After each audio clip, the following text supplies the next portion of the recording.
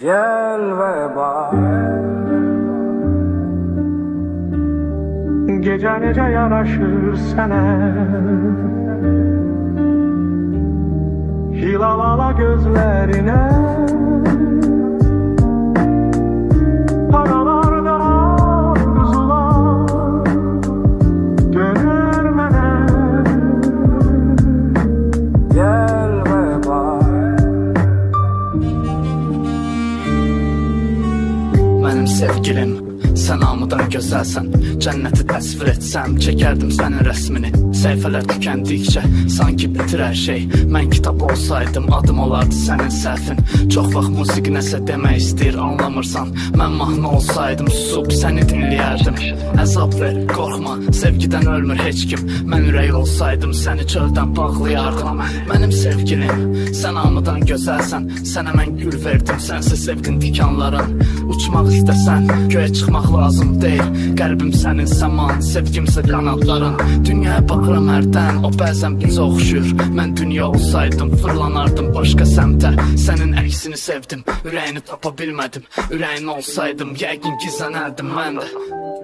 Gel ve bak. Gece nece yaraşır sənə, hilal ala gözlərinə, aralarda arzular dönür mənə.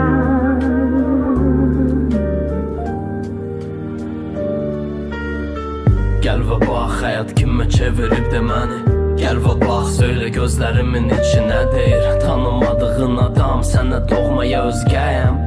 Nə hiss eləyirsən de gözəlim. Gel ve bak, bizim gələcəyim falına. Bax, bəlkə biz də bir də alına. İkinci dəfə, ikicə nəfər və bircə hədəf. Üfürək bu gözlərə, verək ikinci nəfəs. Gözlərindən oxuyuram, artıq mümkün deyil. Ürəyi söndürürük və yandırırıq beyni. Biz baxırıq ətrafa, sanki çiçəkli bahar. Amma piyadalar qalın geyinib. Ötürümmü səni, tanımıram evini. Barmağında üzüyor, görəsən evlimi. Axırı göz yaşı, çünki bilir sevilir. Gel ve bak. Gece nece yaraşır sənə, hilal ala gözlərinə,